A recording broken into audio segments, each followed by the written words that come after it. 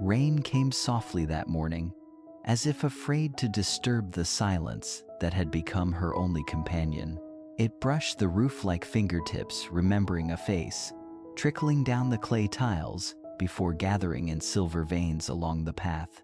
Lytieunu stood by the window, watching the world blur. There was a stillness to her days now, not peace, but the quiet weight that follows absence. In that stillness, every sound became a question, every knock a tremor in the heart. When the postman's motorcycle coughed outside, she barely turned. Deliveries had long stopped meaning anything but bills or pity notes. Yet, when she stepped to the gate, something in her breath caught. A single envelope lay on the stone step, its paper browned with time, the ink faded to a bluish whisper. There was no sender's name, no return address, only a postmark smudged by rain, and handwriting that froze her in place. It was his. The strokes tilted slightly to the right, the same way Truong had always written, pressing harder at the end of every word, as if to anchor it against the wind. She touched the letters with her thumb, feeling their indentations like veins beneath skin. Her first instinct was disbelief. The second, a fragile hunger she dared not feed, because if hope lived in that paper, it might also die there. Inside, the air smelled of wet earth and cold tea. She placed the envelope beneath the lamp, where the light trembled like a small sun. Her fingers shook as she slid a knife through the seal. The paper sighed, a sound so soft it felt alive. She unfolded the page, careful not to let the raindrops fall. The ink had bled around the edges, like eyes that had cried too long. And then she saw it. The date, stamped faintly in purple ink, 3 days after the gunshot. Her knees nearly gave way. 3 days after the explosion that took him, after the officials came and spoke in flat voices, after the town buried more questions than bodies. It was impossible. Yet the numbers stood there, stubborn and real, proof that something had continued beyond an ending. Her heart began to pound with the uneven rhythm of disbelief. Maybe it was a mistake, an old envelope reused, a cruel coincidence. But then she looked closer. The small fold at the corner of the page, the way he always crossed his T's with a short, deliberate stroke, the faint scent of the herbal soap he favored, caught somewhere in the fibers. Each detail built a bridge she had promised herself never to rebuild. She read the letter. The words were simple, unpolished, rushed. Mentions of rain, of silence, of a faraway road. There were fragments that didn't make sense. The room is small but safe. They said I'll be moved soon. Don't trust the voices that come too easily. The ink grew weaker toward the end, until the last line trembled, as though written with a trembling hand. If this letter finds you, don't look for me. Someone is looking for you. The words struck like cold water. The lamp flickered. She read them again and again, until the meaning blurred between fear and longing. Was it a warning, a plea, or the delirium of a man on the edge of survival? Rain thickened outside, washing the yard into liquid gray. She pressed the letter to her chest, feeling the faint pulse within herself, the life she carried, small and fragile beneath her ribs. For months she had whispered to the unborn child about a father who might never return. Now she whispered to the air, if he wrote this, he's still somewhere. He's still trying, but hope is never gentle. It cuts as it heals. For every drop of faith, a question followed.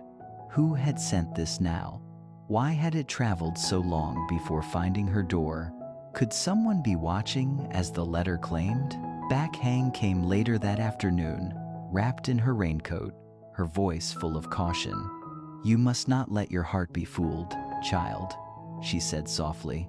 But when she saw the handwriting, her own face changed. She touched a corner of the page, her eyes wide with a mother's memory. No stranger could know this, she murmured. The way he wrote about the teacup leaning right, only he did that. Silence filled the room again, this time heavier. Outside, the wind pushed the rain sideways, rattling the shutters. Inside, two women sat beneath the low golden light, holding a letter that had traveled farther than reason. Between them lay a question neither could speak aloud. What if the dead are not gone, only delayed? That night, Tieu placed the letter beside her bed. Sleep would not come, but she closed her eyes anyway. The rain became her lullaby, the ticking of the clock, her proof that time still moved.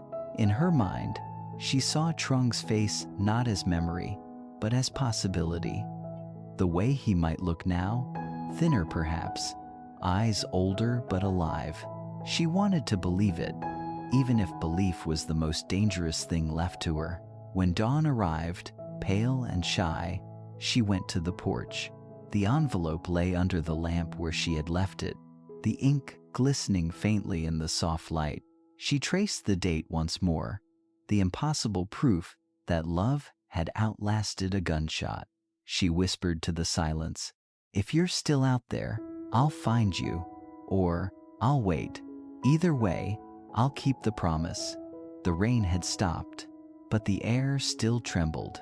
Hope moved quietly through the house, like a visitor who had finally found the right door. And if you've ever waited for someone you loved through distance, silence, or disbelief, tell me in the comments. Perhaps your story, too, will help another heart believe that miracles sometimes arrive disguised as old letters in the rain.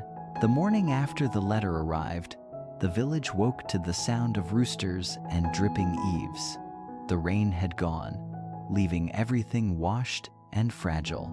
The dirt paths gleamed like old bronze, and from the distant fields came the smell of wet soil, that raw, earthy scent of life trying to begin again.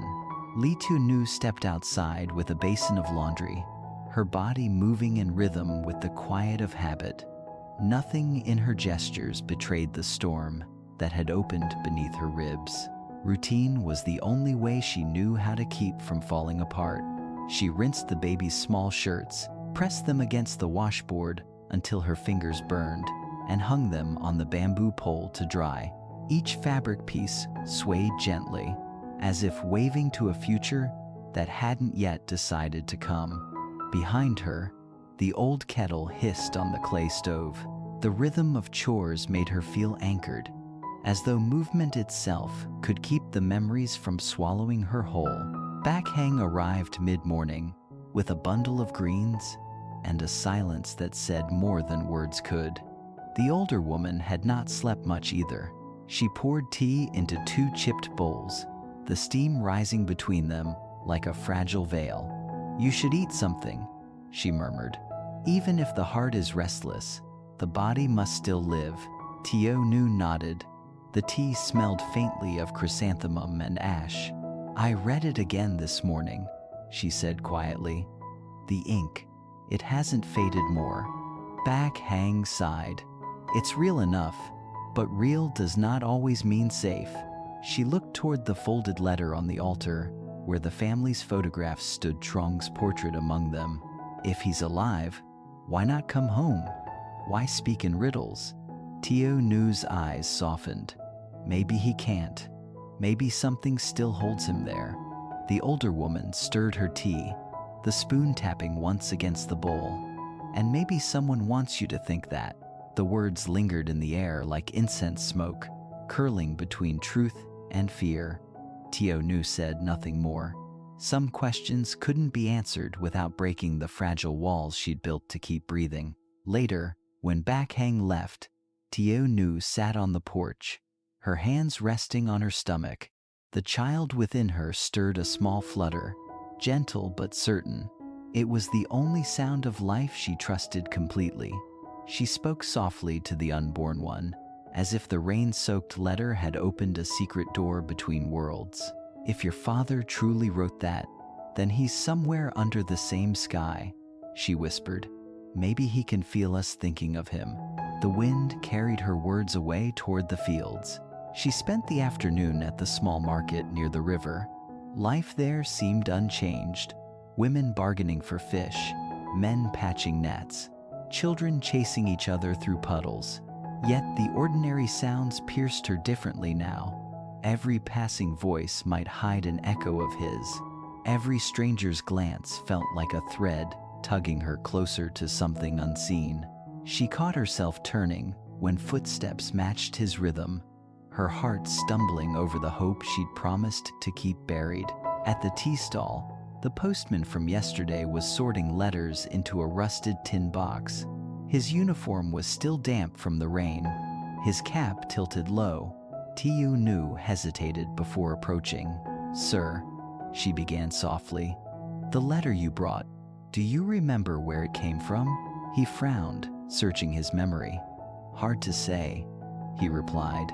"It passed through many hands, some from the northern roots, near the border. The stamp was half gone when I got it." He scratched his neck. "Honestly, miss, I almost didn't deliver it, but something about the handwriting. It felt like someone meant it to reach you, no matter how long it took."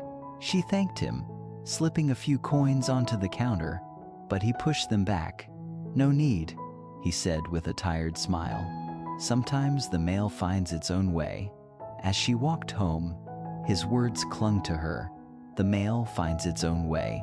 Perhaps love does too. Perhaps even across silence, something still moves toward the one who waits. By evening, clouds gathered again, faint and uncertain. She lit the lamp early. The glow brushed over the framed photograph on the altar. Truong, in his uniform, eyes steady, a hint of laughter at the corners. She touched the glass lightly. "You always promised you'd write if things went wrong," she murmured. "Was this what you meant?" The house answered with stillness. She made dinner for one, as she had done for months. Rice, pickled vegetables, and a small bowl of soup. The smell filled the narrow space, warm but lonely. As she ate, she found herself glancing toward the letter again. It lay under a small stone paperweight, half shadowed by lamplight, like a sleeping thing that might wake if called by name. The night deepened slowly. From outside came the sound of frogs calling to the moon. Tieu sat by the window, wrapped in her shawl, watching the reflection of the lamp tremble on the wet yard.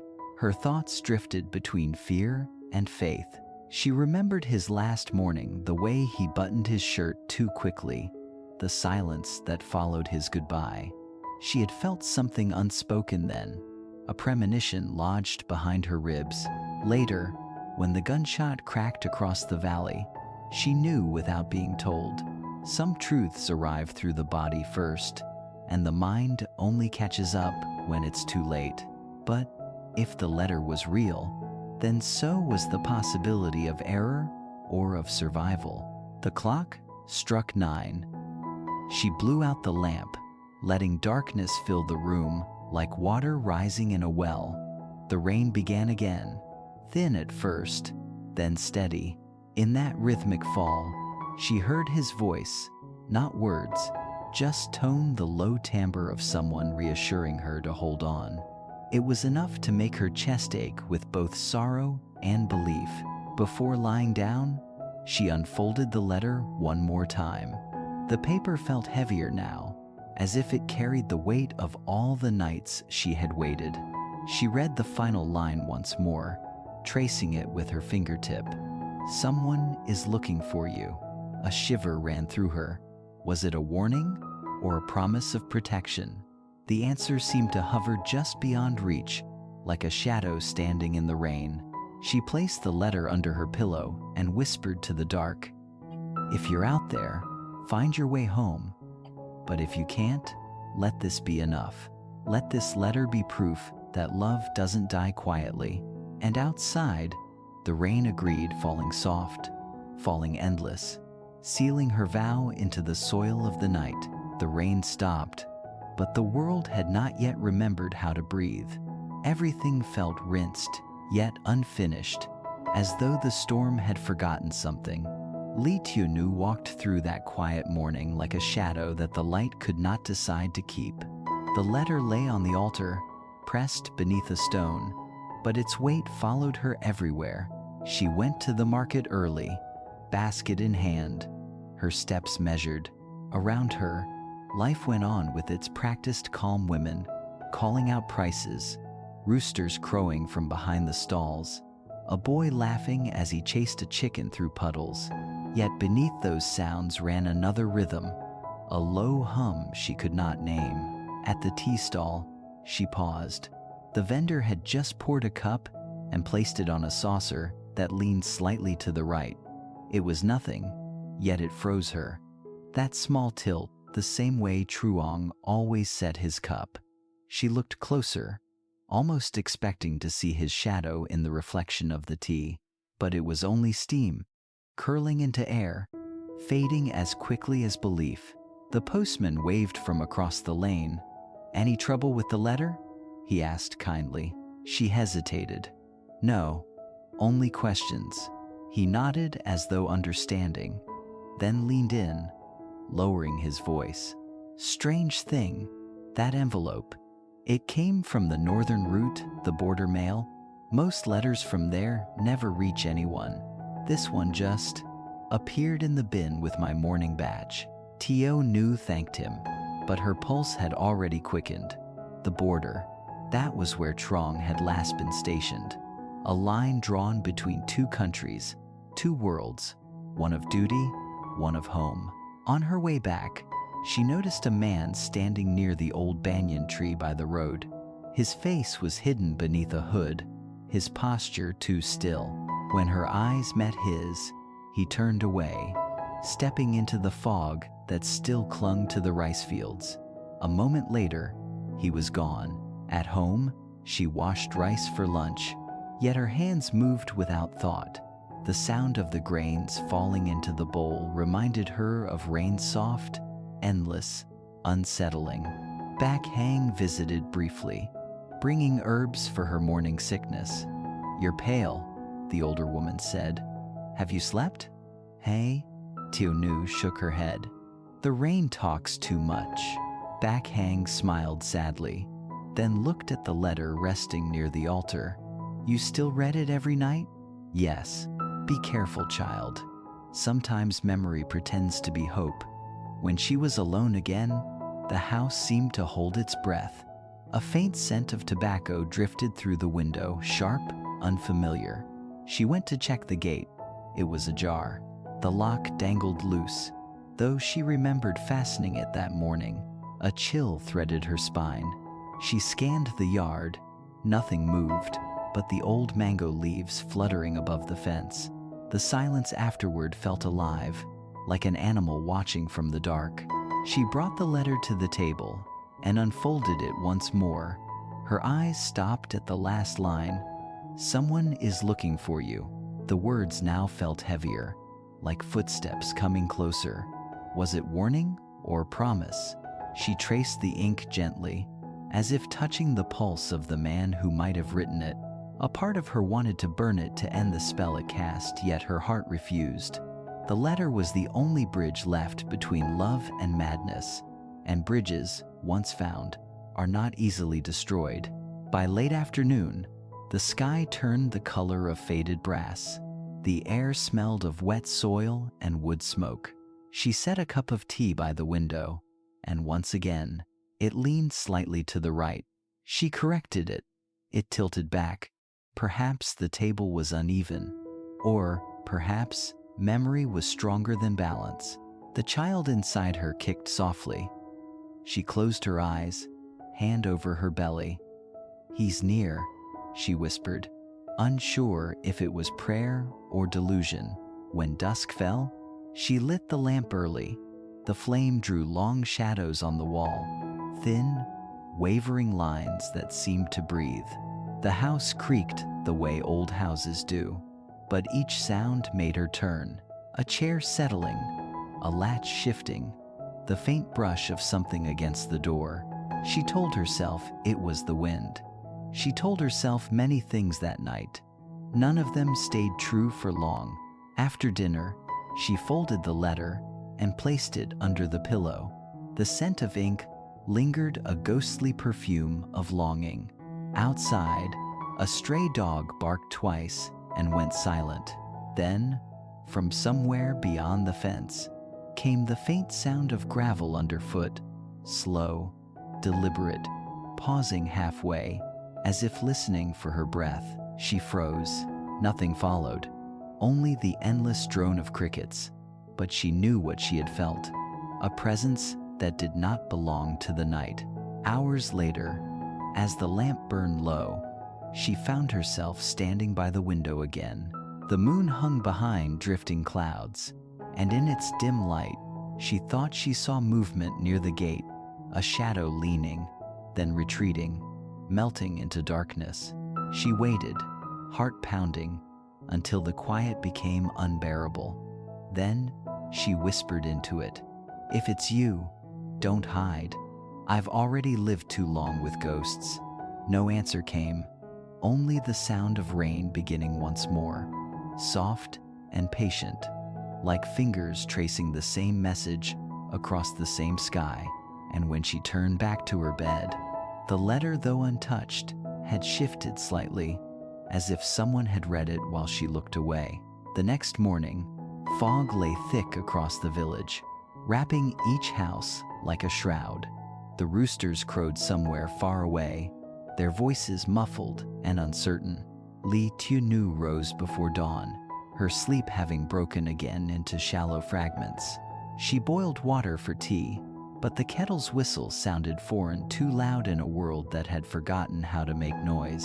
She laid out the letter on the table once more, as if daylight might change its meaning. The ink seemed darker now, the paper stiffer, as though it had aged overnight.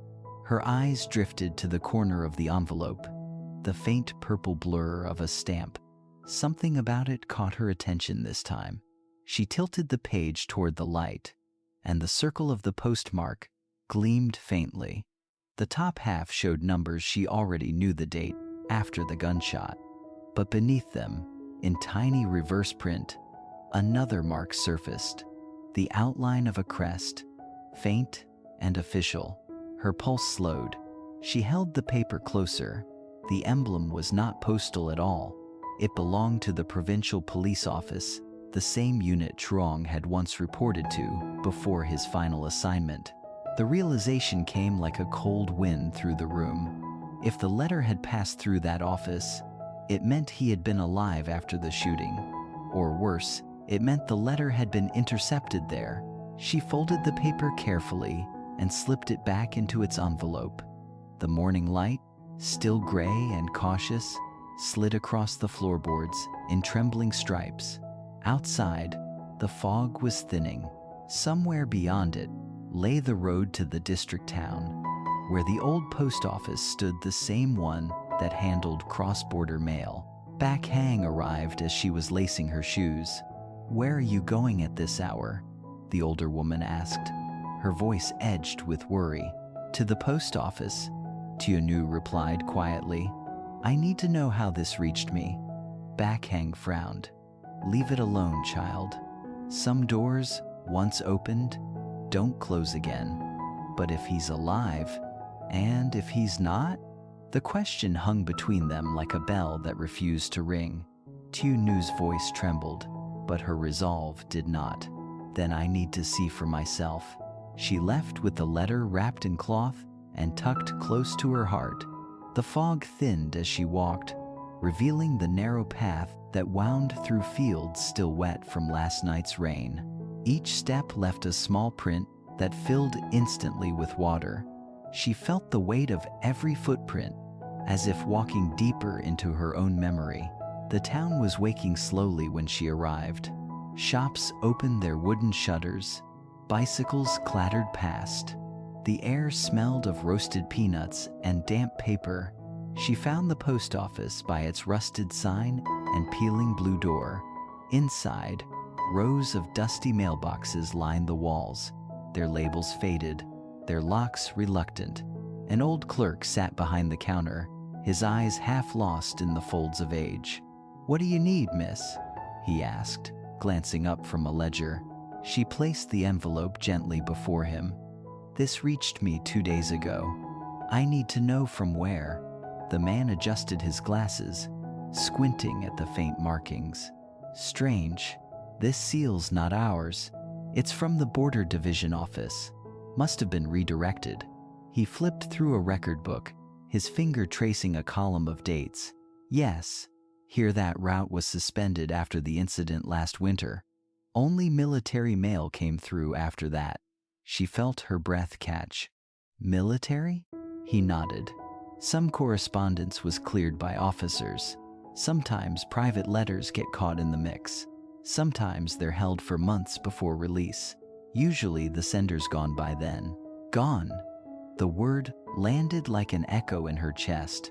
As she turned to leave, the clerk hesitated. "Wait," he said, lowering his voice. "This letter, it was delivered late because it was found in a box marked, 'Hold for review.' That's why it took so long. Someone must have decided it could be sent after all." She looked back. "Who decided that?" He shrugged. "No one signed the release. Just initials I can't read. But I remember the man who brought that batch. He was young, tall, with a scar here." He touched his temple.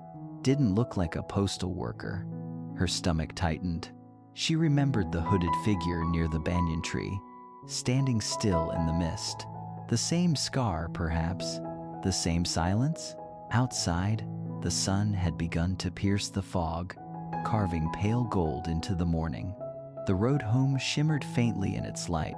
She walked quickly, heart pounding, the cloth bundle pressed against her chest. Halfway down the road, she felt it, the weight of eyes behind her.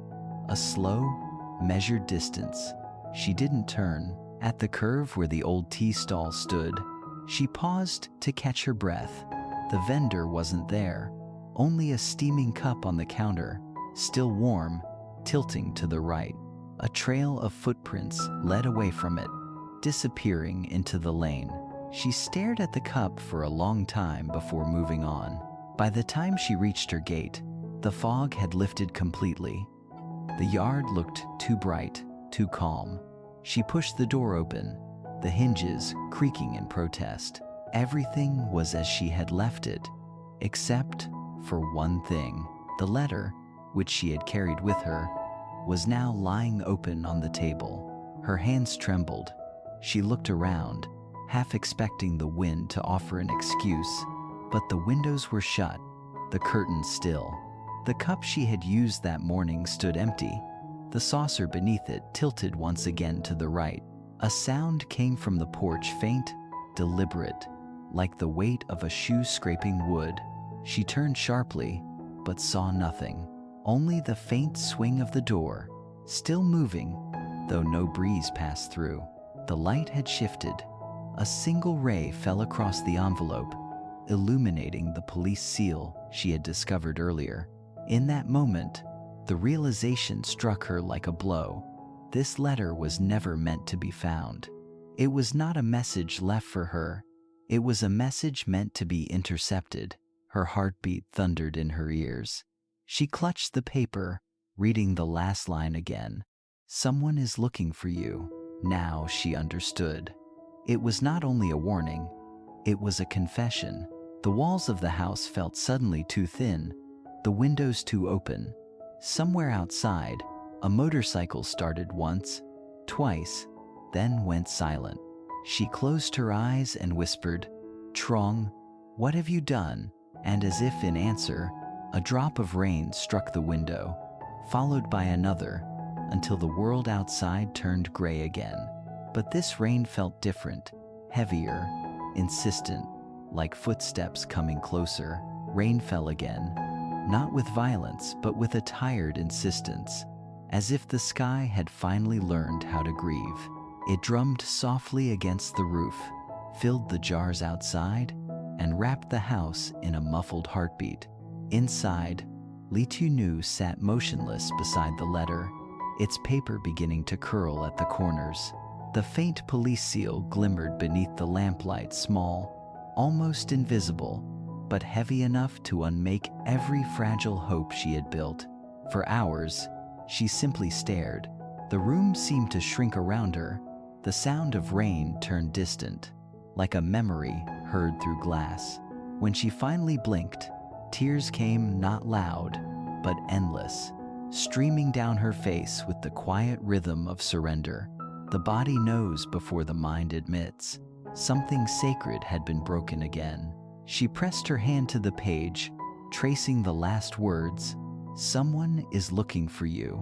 Once, those words had sounded like protection. Now, they felt like a warning left too late. Between each line, she could almost hear him breathing, hurried, frightened, still trying to send love through danger. If this letter had passed through official hands, then he had been alive long enough to be found or silenced. The thought landed with a dull, clean pain, the kind that leaves no sound. A single candle flickered on the table. Shadows wavered along the walls, bending and unbending, as if the house itself were breathing with her. She remembered the first night after his disappearance, how she had sat in this same place, holding his photograph until dawn. This grief was different. Then, she had lost him to death. Now, she might lose him to truth. Her tears dried into stillness. Grief had done its work. In its wake came a strange clarity, thin but steady. Beneath her ribs, the child stirred. That tiny, uncertain flutter was enough to return her to herself. She looked around the room, the kettle, the folded clothes, the half-finished cradle, small proofs of life continuing. Somewhere, between fear and faith, a choice began to take shape. The letter could no longer be a relic. It was a map. She stood, legs unsteady but sure enough to move. She dried her face with the sleeve of her blouse and gathered her hair back into a knot. Then she lit another candle, setting it beside the first.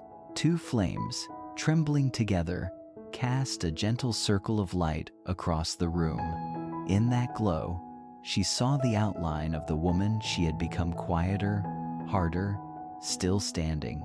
At the altar, she placed the letter beside Truong's photograph. For a long time, she said nothing.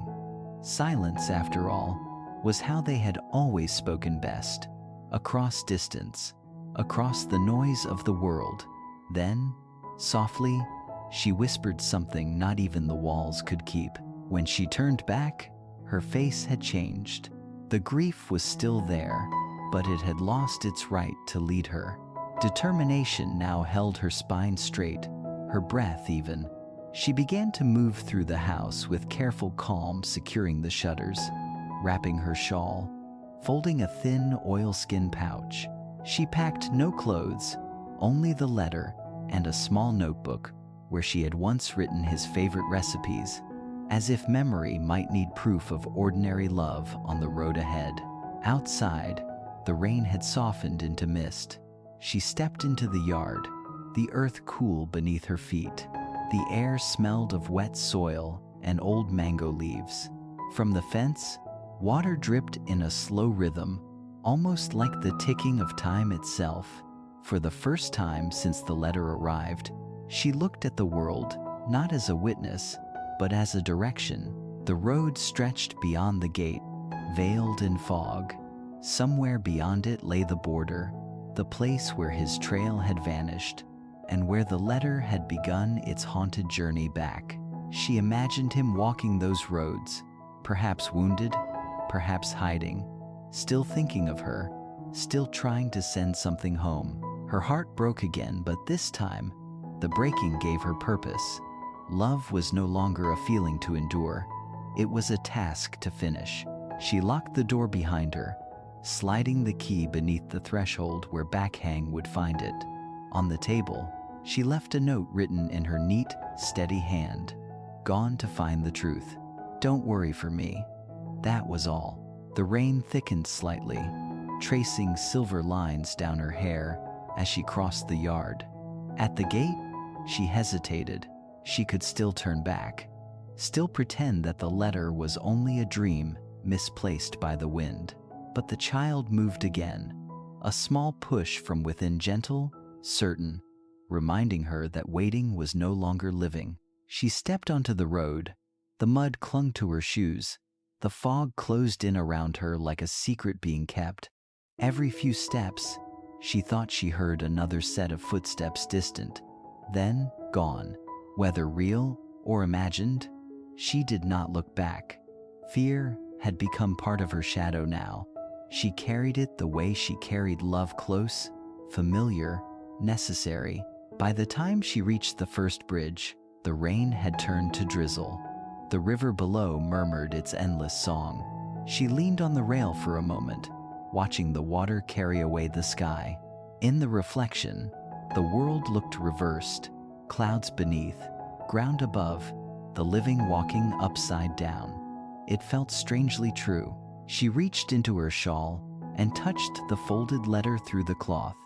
Its presence was warm against her skin, as if holding a pulse of its own.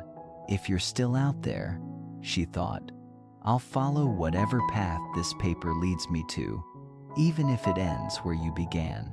Then she straightened her shoulders and began to walk again, the sound of her footsteps joining the rain. Behind her, the village lights dimmed. Ahead, the road opened, long, uncertain, but alive. For the first time in months, she did not feel like someone waiting. She felt like someone moving toward an answer, no matter how much it might hurt to find it. And above her, the rain, gentle, endless, forgiving, followed her into the mist. The road to the border began as a memory of soil and ended in the sound of wind against tin. It took lytieunu 2 days of walking, sleeping where rain allowed, eating what kindness the world offered. The further she went, the fewer people spoke. Villages shrank into single houses. The houses leaned toward one another like old friends who no longer needed words. She moved through them quietly, a woman carrying an envelope pressed close to her heart, and a reason no one else could read. On the third morning, she reached the checkpoint town. It sat between two ridges, its roofs scarred by storms, its streets thin with dust and secrets. Trucks rumbled past toward the north, soldiers at their sides, faces hidden behind scarves. She found a small guest house near the river, where the owner took her coins without question and gave her a room that smelled of rain trapped in wood. The window overlooked a gravel road leading to the provincial station, the one whose seal had marked Truong's letter. She spent the first night listening. Every sound had intention. A motorbike idling too long, a door closing twice, footsteps pacing where the hallway should have ended. She told herself caution was not fear, that a mother learns to notice even silence when it changes shape. By dawn, she walked to the station. It was an aging concrete building, its paint the color of dust, its flag barely lifting in the wind. Inside, a few officers in pale uniforms sorted through files. The air smelled of paper and sweat, and the slow rot of things not meant to wait this long. She approached the desk and laid down the envelope, careful not to tremble. "This was sent from here," she said, her voice steady but small. The officer glanced at the seal, then at her. "Old stamp," he muttered. "Could be misprint." He reached for it, but she kept her hand on the paper. "Please," she whispered, "just tell me who used that mark." His eyes flicked to the hallway, then back to her. "Madam, letters get mixed up. We don't track individuals." He pushed it back gently. The conversation was over before it had begun. But in the small mirror behind him, she caught sight of a second man at the far desk, watching her, pretending to read. On his temple, beneath the short hair, a pale scar, curved like a question mark. When she turned to leave, the man stood, gathered his papers, and followed her out into the street. The air outside was bright, almost too clean. She walked quickly toward the river, pretending not to notice him. At a narrow stall, she stopped for tea. The vendor poured without speaking, his eyes down. She sat, feeling the weight of the man's gaze from across the lane. The cup in her hand tilted slightly to the right. Her pulse stuttered. She left the coin and walked away. The market beyond the bridge was louder, safer in its noise. Children ran between baskets of garlic and dried fish. A radio sang somewhere, the voice warped by static. Still, the feeling of being watched did not leave her. She entered a small post office near the bus station, its walls lined with fading maps. The clerk behind the counter was younger than she expected, his uniform worn at the collar. "I'm looking for someone," she began, laying the envelope down again. "He was stationed near here before the incident last winter." The clerk hesitated. "There were many incidents," he said softly. "Names blur." She nodded, eyes fixed on the paper. "But you must remember this mark." He looked closer, frowned, then lowered his voice. "This seal is not used anymore. Only one officer still has it. He keeps it locked. Border Division 3. He hesitated again, then added, "If you go there, go by daylight." Outside, the sky had begun to dim. She walked back toward her guest house, each step heavy with the slow weight of understanding. If Truong had been alive after the gunshot, someone had wanted him unseen. If the letter carried this seal, then someone had wanted her found. That night, wind rose over the river, lifting dust from the streets. She lay awake, listening to shutters clatter and rain whisper against the roof. Somewhere below, a door opened and closed. Then came the faint murmur of voices, low, deliberate. She rose, wrapped her shawl, and moved to the window. Across the courtyard, near the lamplight, the man with the scar stood talking to another figure. She couldn't see clearly. The posture was unmistakable. Soldiers by habit, not by duty. A motorcycle waited beside them, its engine idling softly. They spoke for a moment longer, then one pointed toward her window. She froze.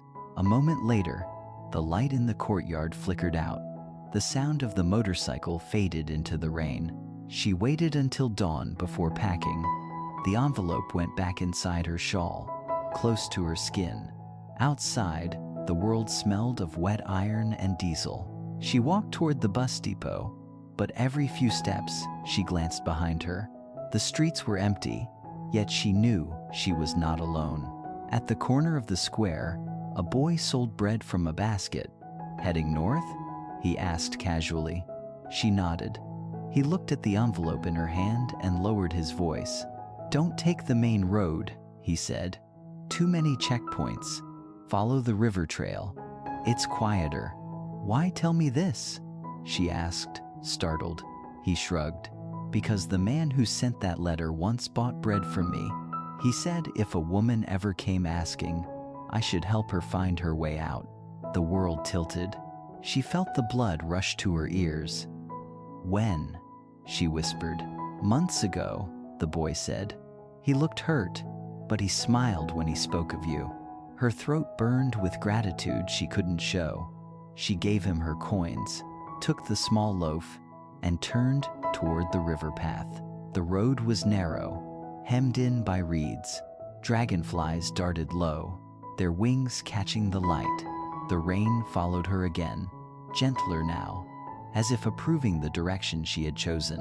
But every so often, she looked back and saw the shimmer of something metallic among the trees. Maybe a motorbike, maybe memory. By late afternoon, the clouds opened, and sunlight broke through like forgiveness. Ahead, the river bent sharply toward the hills. Somewhere beyond them lay Division 3, the last place his name had been written. She walked on, her clothes damp, her heartbeat steady. Fear had not left her, but it no longer ruled her steps. Behind her, the rain erased her footprints one by one, as if the earth itself wished to keep her path a secret. And when the wind shifted, carrying the faint echo of a motorcycle engine fading into distance, she whispered to herself, the only truth she had left. If they are following, let them. Love has walked harder roads than fear ever will. Then she tightened her shawl, lifted her eyes to the gray horizon, and kept walking into the direction where danger and truth shared the same border. Night closed over the river trail with the softness of felt, a thickening quiet that turned every outline into a rumor of itself.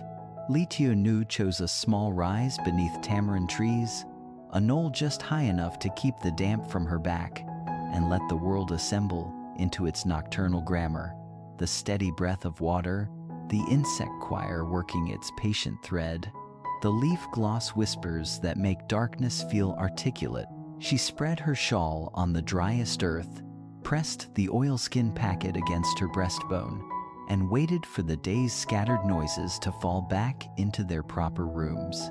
Stillness, once permitted, performs an inventory the body cannot resist. Ankles spoke of stones and distance. Shoulders unhooked their invisible harness. The lungs lengthened their stride until breath matched the river's cadence. Beneath her palm, the second rhythm answered, small and assured, a lighthouse blinking from within. Above the trees, the sky held a mat of star salt, not glittering so much as enduring. This was not a hostile night. It was a mirror offered without commentary. Thoughts arrived in the order of their insistence. The face with the pale temple scar, seen and then not seen. The repeated tilt of cups to the right, signatures laid down in ordinary rooms. The faint police crest that turned paper into corridor. The boy at the square, whose unremarkable kindness held the weight of instruction. Each detail slid onto an invisible cord until a necklace took shape. Not yet adornment, not yet chain, simply a line strong enough to guide a hand in the dark. Wind descended from the ridge with the clean metallic scent of stone cooling after sun. She drew the shawl tighter and reached for the ritual she trusted, to change a room without moving it. Warm water decanted from a bamboo flask into a small tin cup, a pinch of leaves releasing color like a slow dissolving of fear. The steam rose in a disciplined column before loosening into the air. She lifted the cup and drank until the earth taste steadied the inside of her mouth. The gesture did not keep danger away. It reminded the mind that tenderness still operated. Even here, memory opened, not as a flood but as a museum walked at night. The lamp at home with its patient island of gold, Basil leaning toward whatever light it could find. The photograph whose eyes had learned how to keep laughter beside duty, without betrayal. The last morning before the sound that tore a line across the village, the misbuttoned shirt, the silence that later revealed itself as unfinished speech. She let each exhibit keep its quiet. Grief had turned handling into sacrilege for months. Tonight, the hush felt permissive, a permission to touch without breaking. She unwrapped the letter without reading, learning its geography by fingertip instead of sight. Raised fibers where the pen had pressed hard, a crescent nail mark in one corner, fold lines crossing like axes on a map. The seal's ink felt no different from the rest of the page, yet it held the hinge of everything. With her eyes closed, she traced the last line in the air, letting the motion carry the memory of the hand that wrote it. Not steady, not surrendered, a line walking while watched. The sheet was both presence and absence. Its power lay in refusing to be only one. Downtrail, a stone clattered and then remembered silence. The insects missed a beat and recovered. Somewhere farther off, a motor idled once, paused, and allowed the river to speak over it. She did not rise. The night releases information to stillness more readily than to panic. In remaining, she learned the sound of a boot shifting weight. Separate from wind, separate from animal, no approach followed. The knowledge did not soothe. It sharpened her sense of borders between seen and unseen, between prey and witness, between the story someone else was writing and the one she intended to keep. Questions formed their circle. An old village council convening without torches. If the letter had been permitted to travel, whose permission had wrapped it in delay? If footsteps followed, whether the purpose was to erase or to escort? If love could remain uncorrupted while being used as a lure? If the tide inside her already tasted the mineral of worry? Answers kept their distance. The circle itself steadied her. To define a perimeter is the first act of defense. For a symbol she trusted, she set the tin cup upon its saucer and gave the saucer the fractional rightward lean her life, now recognized as signature. The angle held in the starlight as if memory had weight. In that small geometry, she found a thread back to warmth at kitchen tables, to the domestic language that refuses to die, even when spoken under surveillance. The gesture secured nothing the body could measure. It affixed her allegiance to tenderness, which is sometimes the stronger fortification. The unborn shifted an oar stroke within amniotic tide, and she answered with her palm, a conversation older than vocabulary. Heat passed from skin to oilskin to paper. The letter learned her temperature again. Its twin imperatives arranged themselves with the clarity of engraved stone. Beware, continue. All day she had kept the first. The second awaited its right. She wrote the vow without words, building it from breath rather than sentences.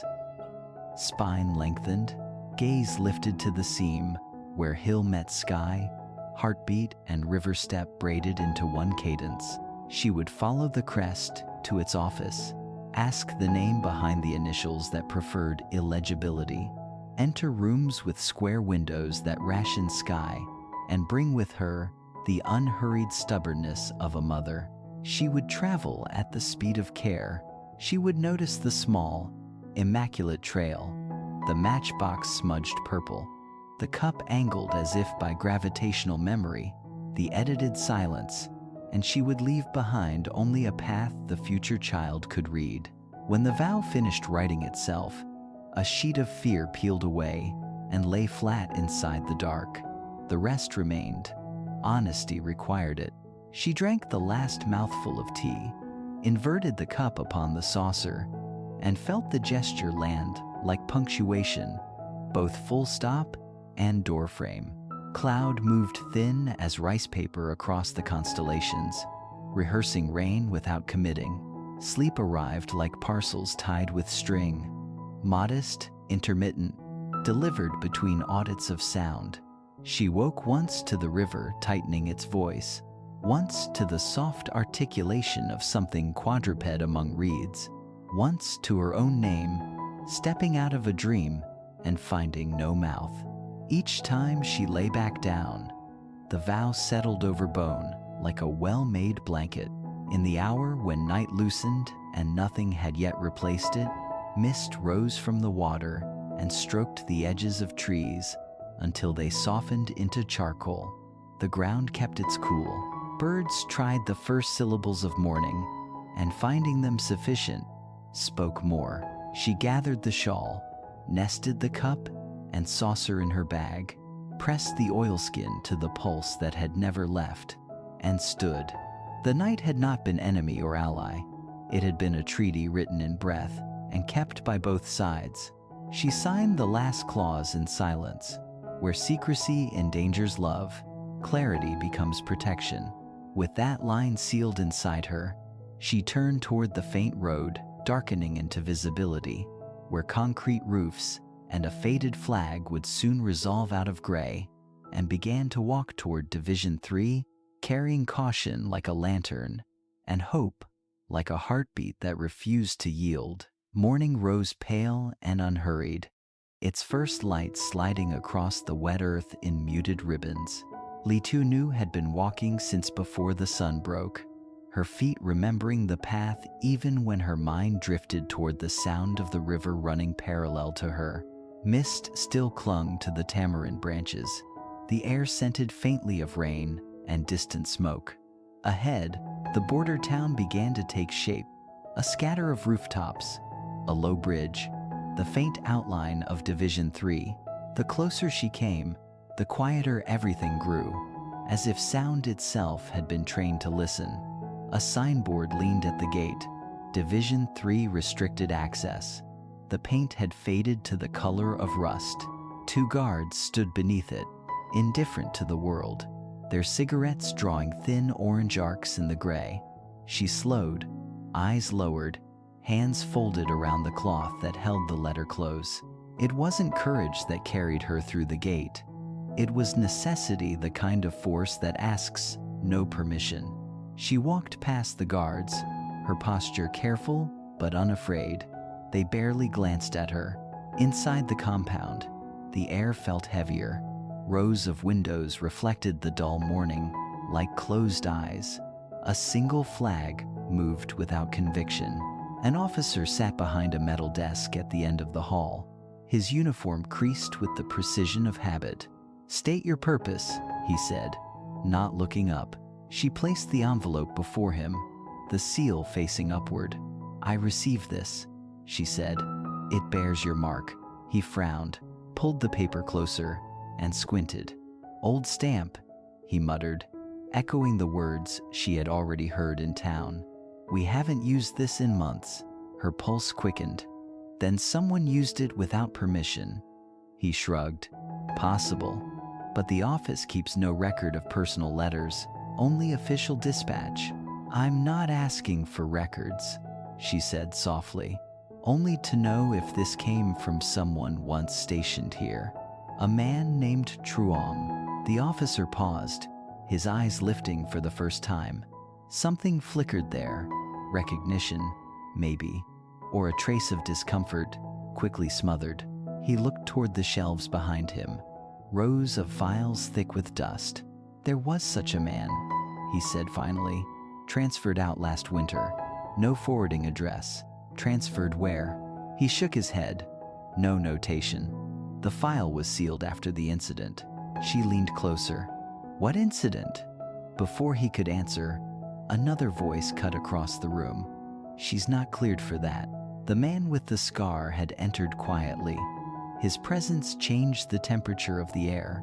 He nodded to the officer, who closed the file without another word. Then he turned toward Tieu, expression unreadable. "You shouldn't be here," he said evenly. Her voice barely rose above a whisper. "Then why have you followed me all this way?" He hesitated. "Because it's safer that I do than someone else." "Who?" she asked. He looked past her toward the window, where the light struggled to enter. "The people who wanted this letter lost," he said at last. "You shouldn't have received it." Her hand tightened around the envelope. "But I did. And now you must leave before they notice it worked." She stared at him, trying to read the truth behind the flatness of his tone. The scar on his temple caught the light, a pale crescent of old violence. Was he alive when this was written? She asked. For a moment, something unguarded passed across his face.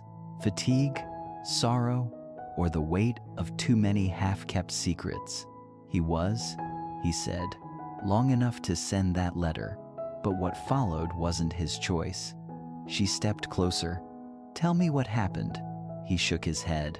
"Knowing won't bring him home. It will only bring them to you." The words landed like a dull blade, cutting without blood. She lowered her gaze to the letter, now trembling in her hand. Outside, a motor started sharp, distant, familiar. The sound reached the room like an echo of the day. Everything ended. When she looked up again, the man was gone. The hallway was empty except for dust drifting in a beam of light. The officer had retreated behind his paperwork, his face blank as stone. Tieu stepped out into the yard. The rain had stopped, leaving puddles that mirrored the faded buildings. A single tamarind tree stood near the fence, its branches bowed as though listening. Beneath it lay a metal locker, half buried in mud, its latch broken. She crouched, brushing the surface clean. There, carved faintly into the paint, were two initials, T.H. her breath caught. Truong's handwriting, the same slant, the same careful curve. Inside the box, she found a stack of folded forms, a few waterlogged photographs, and one small notebook wrapped in cloth. She opened it carefully. On the first page, in that same familiar hand, were the words, "If you find this, it means I couldn't return, but someone else will. Protect the letter." It's proof of what they tried to erase. The rest of the pages were blank, as if he had run out of time or paper or breath. She pressed the notebook against her chest, tears rising silently. The morning seemed to hold its breath with her. A shout echoed from across the yard, the guards calling to one another. She turned, saw movement near the gate, 2 figures running. Instinct took over. She tucked the notebook beneath her shawl, slipped through the side fence where the wire sagged, and followed the river path back toward the hills. Her pulse thundered, her feet barely touching the mud. Behind her, engines roared to life. The road bent sharply into the trees. The sound of pursuit faded, swallowed by distance. She slowed only when the world was quiet again, leaning against a tree to catch her breath. In her hands, the letter and the notebook seemed to pulse with the same fragile heat. When she finally looked up, the mist had thinned, and the first clear light of dawn spread across the water, not gold, but pale blue, the color of beginning again. For the first time since the letter arrived, she smiled, not from joy, but from recognition. Hope was not a promise kept by others. It was something she would now carry herself. She tucked both items close, turned toward the road that curved back toward home, and began walking slower this time, but lighter, as though part of the darkness had stayed behind to guard what she could not yet understand. By the time the clouds parted, the road had already taught her how to move without looking back. Lytieunu walked slowly, not from exhaustion, but from understanding that haste had nothing left to offer. The rain had washed away her tracks, yet each step left an invisible proof that she was still here, still following a thread no one else could see. The hills opened into familiar light. The fields near her village glistened with thin water, each blade of grass holding a reflection of the morning sky. It felt as though the world itself had waited for her to return. She passed the banyan tree, the same one where she had first seen the man with the scar.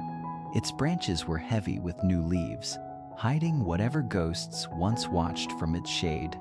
At the gate, the house looked smaller than memory. The kettle's faint hiss inside reminded her that ordinary life had survived without permission. She stepped in quietly. The air smelled of damp wood and tea leaves, home's own language. On the table lay the same small lamp, the same cup and saucer tilted to the right. She set her bag down and, for the first time in weeks, exhaled without trembling. She placed both relics, the letter and the small notebook she had found on the altar, beside Truong's photograph. The face in the frame looked unchanged, yet something in the eyes felt different now. Perhaps it was her who had changed, learning to look without pleading for answers. She lit an incense stick, its smoke curling upward like a question that no longer demanded reply. The letter had once been fear, now it was truth. She unfolded it one last time, tracing the line that had carried her through rain and silence. Someone is looking for you. It had been a warning, then a riddle. Now it was a mirror reflecting the distance she had crossed to become the person those words could no longer threaten. On the small stool near the window, she began to copy the letter into a clean notebook, writing slowly so that each stroke landed like breath. The act was not imitation, but preservation. She wanted the words to exist somewhere the world couldn't confiscate. When she finished, she folded the new page and slipped it inside a clay jar once used for tea leaves. Outside, the rain had stopped. The earth was soft enough to receive what needed burying. She dug a shallow hollow near the basil plant and pressed the jar into the soil. sealing it under a flat stone. It was not a grave. It was a promise that truth, once planted, would not die in silence again. Back inside, she adjusted the saucer on the table. For years, she had left it tilted to the right, as Truong always did. Today, she slid a thin piece of folded paper beneath it until the porcelain balanced perfectly. The cup stood steady, as though finally at peace with gravity. Memory did not need to dictate its angle anymore. The child inside her moved a gentle ripple, soft as a whisper. She rested her hand there, smiling faintly. "We've come far enough," she murmured, though no one heard. Her body no longer trembled at every sound. Even the rain against the roof had lost its threat. It was simply weather again. By afternoon, Back Hang appeared at the door. She carried vegetables and worry in equal measure. Her eyes searched Tieu's face for what could not be spoken. Seeing the calm there, she set the basket down without asking. "The rain found you again," she said softly. Tieu nodded. "Yes, but it washed something away this time." The two women cooked in silence. The kettle hissed. The rice simmered. When they ate, the food tasted like what survival becomes, once it no longer needs to prove itself. After the meal, Back Hang placed her hand over Tieu's and found the pulse steady, certain. She smiled faintly and left without a question, as if the silence between them had already told the story. Evening came slow and gentle. The sky wore its tired gold, and the air smelled of soil returning to peace.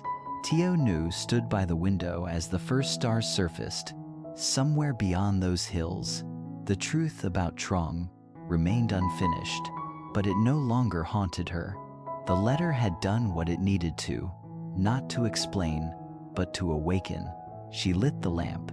Its circle of light fell softly on the altar. The photograph glowed in the warmth, its edges blurring as if the past were finally learning to dissolve. "You kept your word," she whispered. "You warned me. I survived." In that moment, she understood something simple and final. Not every story of love ends with reunion.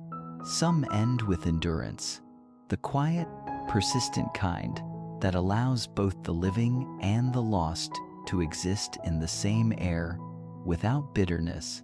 She opened the window. The night air slipped in, cool and scented with jasmine from the neighbor's fence. Outside, the sound of a motorcycle echoed faintly along the far road, then faded. Whether it was memory or mercy, she didn't turn to look. She poured tea into the centered cup, its surface still and balanced. The steam rose like a sigh finally released from the body. In that quiet, she spoke a line she had once feared to say aloud. "He's gone, but he left me the courage to stay." The rain began again, thin as thread, falling through moonlight like forgiveness. It touched the roof, the basil leaves, the stone that guarded her secret.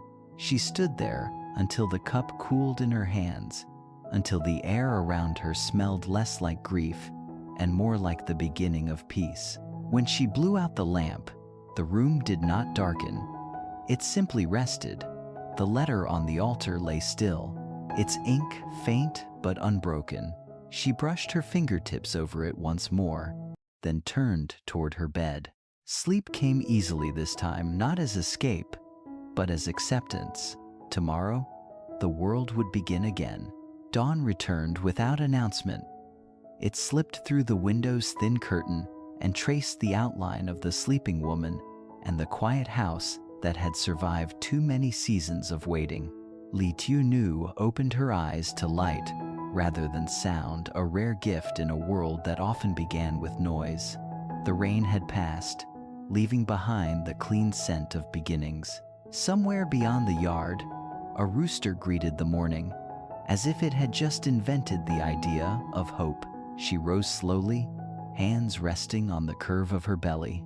The child stirred, a faint reminder that the future was already awake inside her. Every movement now felt deliberate, the way people touch fragile things, Not out of fear they will break, but out of respect for their endurance. She lit the small lamp, even though daylight had already taken the room, because the act itself mattered more than its necessity. The flame's trembling circle joined the sun's steady one, and together they painted her shadow onto the wall, a woman both whole and unfinished, carrying life in one hand and memory in the other. The letter still lay on the altar. She touched its edge, no longer to read, but to thank it. It had once been an anchor, then a compass, and finally a mirror. Through it, she had learned the difference between searching for truth and learning to live with it. The words no longer burned, they glowed. She thought of Truong's handwriting, how every line slanted slightly forward, as if, even in stillness, he had been in motion. He had written out of love, and love, even trapped in a sealed envelope, had found its road. Outside, the village resumed its humble music. The creak of gates, the rhythmic splash of water, a child calling a name from the next yard. Life did not pause for the grief of any one person. It simply made space for it. She understood that now. Her heart had been a room too crowded with what-ifs. Today, it felt larger, simpler. She poured tea into the centered cup. Steam rose in soft spirals that dissolved before they reached her face. The balance of cup and saucer pleased her. It was proof that even small corrections mattered. Perhaps that was what healing was, not a grand revelation, but the steady rearranging of small things until the world felt right again. She looked toward the basil plant outside the window. Its leaves glistened with dew. Beneath it, buried in a clay jar, the notebook slept a quiet promise that truth, once rooted, could not be erased. She had not buried it out of fear, but out of faith that some things survive better in silence. The earth would remember for her. When Bakhang arrived, the morning had already found its rhythm. The older woman stepped inside, her feet still damp from the walk. She brought news of the market, gossip about the neighbor's newborn, the comfort of ordinary talk. They shared tea in companionable quiet. After a while, Bakhang studied Tieunu's face and smiled. "You look lighter," she said. "I am," Tieu answered simply. No more was needed. Some transformations speak best in calm. After her friend left, she stood at the threshold, watching sunlight spill across the yard. The rain-washed stones gleamed.